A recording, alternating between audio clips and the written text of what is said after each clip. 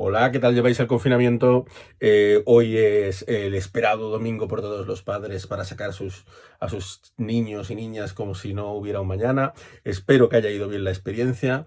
Nosotros, como no tenemos ni niño ni perro, seguimos confinados en casa. Aprovecho para contaros la historia número 13 sobre confinamientos o aislamientos que se han vivido a lo largo del tiempo. Quiero dedicarla a un escritor, ya que en esta semana que está a punto de acabar hoy, hemos celebrado el 23 de abril, se celebra el Día Internacional del Libro.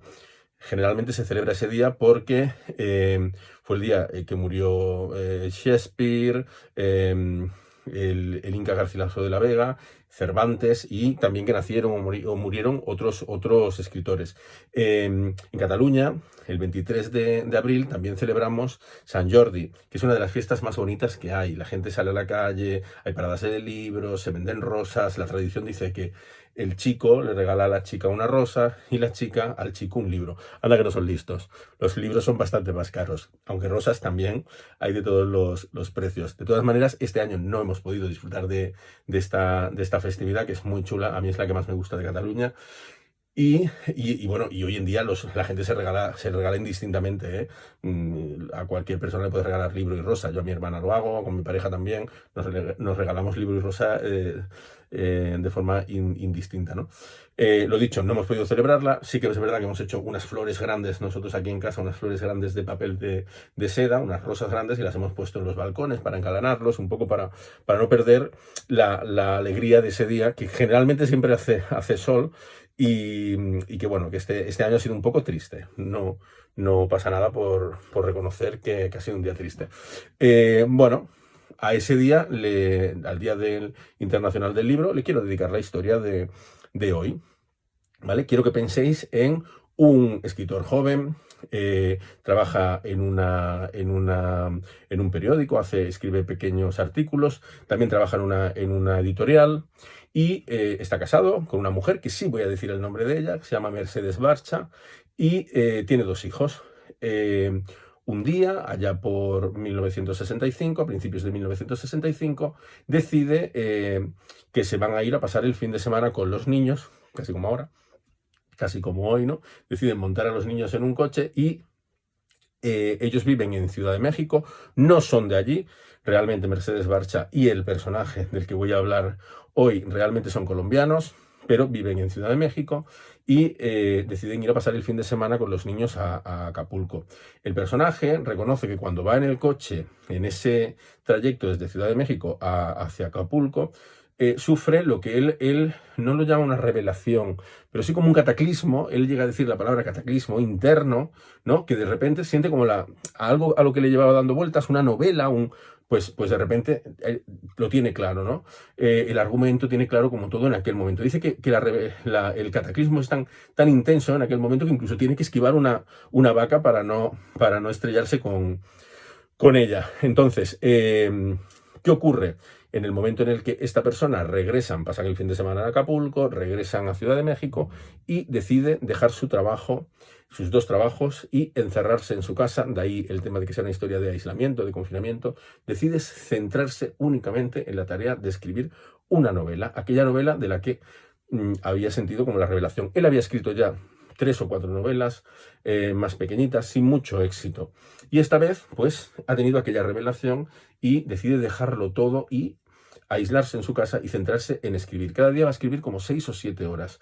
Él llega a confesar que se olvida del resto del mundo, es decir, el peso de la crianza de los hijos y de mantener la economía familiar recae sobre Mercedes Barcha. Por eso le doy importancia a ella, ¿no? A esas grandes mujeres que hay a veces en los márgenes de la historia, o que se han quedado en los márgenes de la historia, pero que sin ellas pues habría cosas que no habrían podido ser posibles.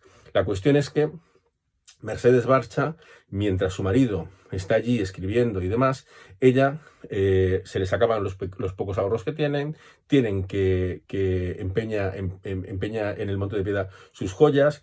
Una frase como muy colombiana, ¿no? Que cuando va a llevar las joyas le dicen que es purito plástico, ¿no? Lo de purito, purita plata, purito, esto es muy colombiano y me gusta mucho. Anecdótico. Entonces el tema es que empeñan sus joyas, empeñan el famoso coche con el que habían ido a Acapulco, y al final reconocen que sobreviven a base de las ayudas y los préstamos que les están haciendo amigos y conocidos que incluso les llevan comida. Muchas veces a cambio de que le lean pequeños fragmentos de lo que está escribiendo. Incluso los tenderos de su barrio, ¿no? Le dan cosas para comer. La realidad es que ella en ningún momento se queja. Al cabo de un año sí que le pregunta por primera vez, oye, esto va para mucho, ¿te queda mucho para terminar esta novela?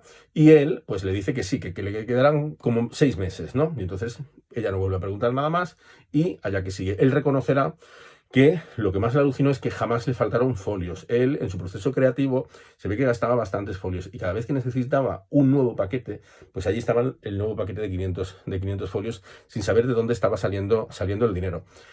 Por fin termina el manuscrito, le ha salido una novela de unos 500 folios y con su mujer se van a la oficina de correos para mandarlo a la editorial, que será una editorial argentina.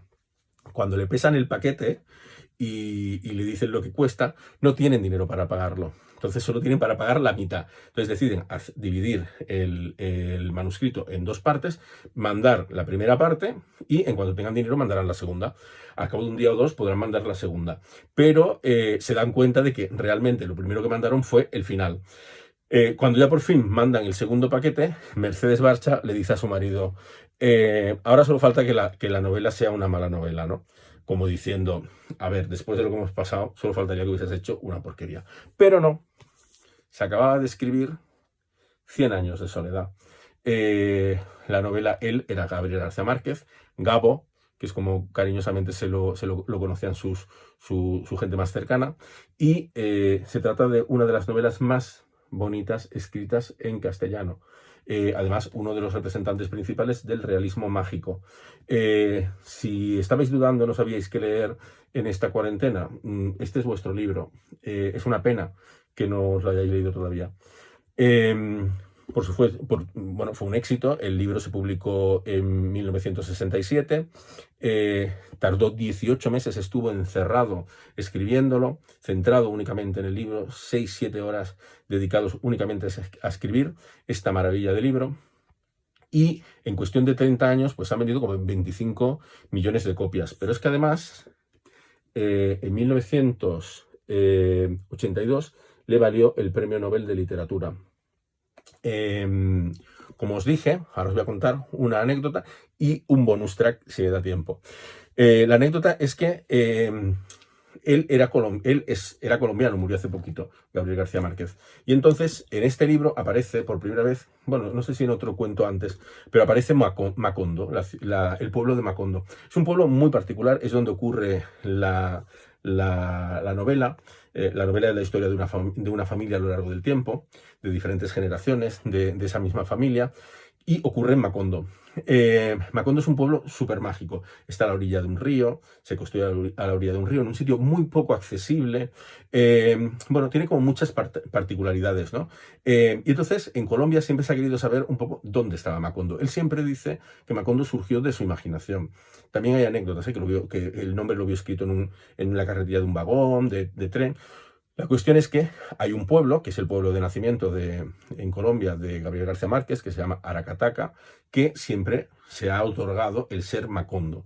De hecho, incluso hace poquito los habitantes hicieron una especie de encuesta interna para ver si se cambiaban el nombre, si dejaban de llamarse Aracataca y pasaban a llamarse Macondo. Al final decidieron que no, que continuaban con su nombre.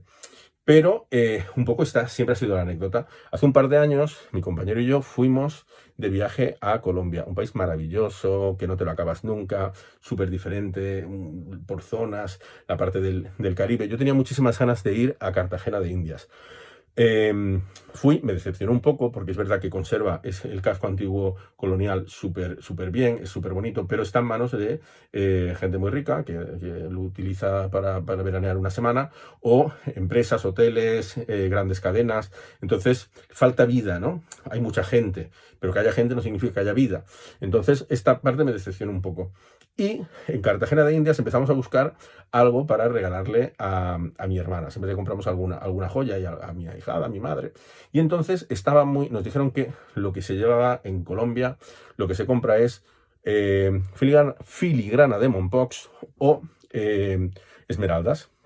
La combinación ya es la repera. La filigrana de Mompox, por lo visto, era un pueblecito que estaba como a 300 kilómetros de Cartagena de Indias, en el interior, también zona del Caribe. Y entonces se dedicaban a hacer filigrana. La filigrana la habían llevado allí los españoles, que a su vez habían heredado la filigrana de los antepasados andalusíes, ¿no?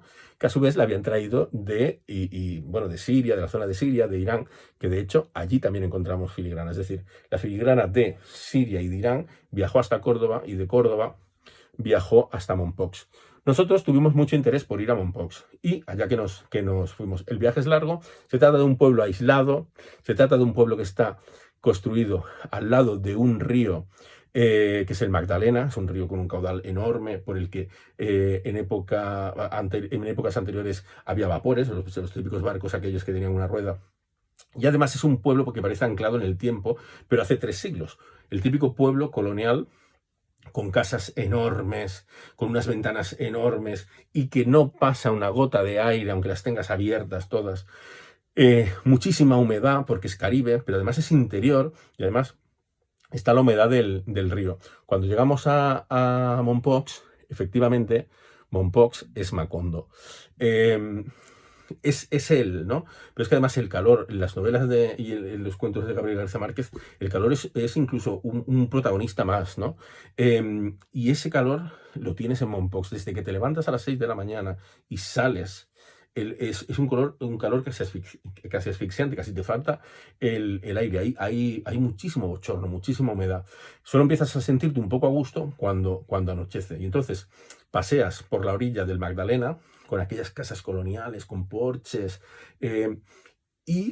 por ejemplo, hay un barco militar, porque claro, vigilan el tema del tráfico de drogas y tal, y que no ocurra por el Magdalena. Entonces hay un barco militar con los militares allí en las hamacas, ¿no? Con la música, las luces tenues. Y luego, en la orilla del Magdalena hay unos grandes manglares, ¿no? Y entonces de vez en cuando escuchas ruidos, piensas que es un gato que huye y es un lagarto enorme que ha ido a comerse los mangos, ¿no? Y efectivamente es un pueblo bastante aislado a pesar de todo. De hecho, la filigrana de Mompox era de oro. Conseguimos que nos vendiera los hijos de conseguimos que nos vendieran filigrana de oro, que es muy, muy complicado porque precisamente al estar tan aislado le cogieron miedo porque venían a robarles, ¿no? Y entonces ya solo trabajan la filigrana de plata. Pero yo traje alguna cosa para mi madre y para mi ahijada. Y bueno, y comentaros eso, ¿no? Que nosotros cuando estuvimos allí, claro, ¿qué pasa? Que investigando luego supimos que realmente Mercedes Barcha había estado interna en un colegio de monjas de Mompox y Gabriel García Márquez iba los fines de semana a verla.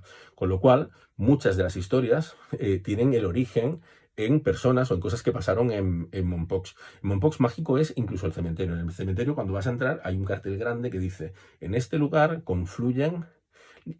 la vida confluye con la eternidad. Y luego, como curiosidad, cuando nosotros fuimos a comprar a los joyeros la filigrana, cuando estábamos mirando la filigrana, en un rincón me encontré esto, que es un pececito, ¿lo veis, no? Bueno, cuando leáis 100 años de soledad, o los que os lo habéis leído, sabréis que hay un personaje que se obsesiona primero con hacer un laboratorio de alquimia. La alquimia consiste en convertir los metales en oro, y luego le da por hacer cosas de plata. Concretamente le da por hacer pececitos de plata. Entonces, cuando yo le pregunto a la chica y le digo: oye, los pececitos de plata, ¿estos los hacéis por 100 años de soledad? Y la chica me dijo: no, los pececitos estos siempre se han hecho en Mompox. Dice, simplemente fue Gabriel García Márquez el que lo vio aquí y lo llevó a sus libros. En Mompox es muy divertido porque hay un vino típico, que es el vino de Corzo, creo que se llama, que está muy rico. Nosotros le trajimos a mi hermana y por la noche nos reventaron las botellas del fermento, y el queso de Mompox, que también es muy rico. Y aquí terminaría la historia. Me he enrollado un poquito con esta anécdota. Otra anécdota, que ya termino, que es el bonus track, es que cuando yo estudié para la selectividad, tuve la mala suerte de cruzarme con Gabriel García Márquez. Entonces, en vez de estudiar la selectividad, lo que hice fue leer libros de Gabriel García Márquez. Mi padre, el pobre, le decía a mi madre, dice, se va a volver loco, no hace nada más que estudiar. Me acuesto y está estudiando, me levanto y está estudiando. Pero no, era que habían caído un montón de libros de Gabriel García Márquez y me los comía uno detrás de otro. Casualidades o causalidades, cuando llegué a la selectividad, los otros exámenes los pasé más o menos por los pelos. Yo nunca he sido un alumno brillante, un estudiante brillante, pero me pusieron en el texto que comentar, me pusieron 100 años de soledad, un texto de 100 años de soledad. Lo identifiqué enseguida y la verdad es que tuve una nota espectacular. De hecho, fue mi mejor nota de selectividad. De hecho, incluso coloqué la última frase que me había impactado mucho del libro y que ahora os voy a leer. Porque las estirpes condenadas a 100 años de soledad no tenían una segunda oportunidad sobre la tierra. Oye, que hayáis tenido un buen domingo. Nos vemos.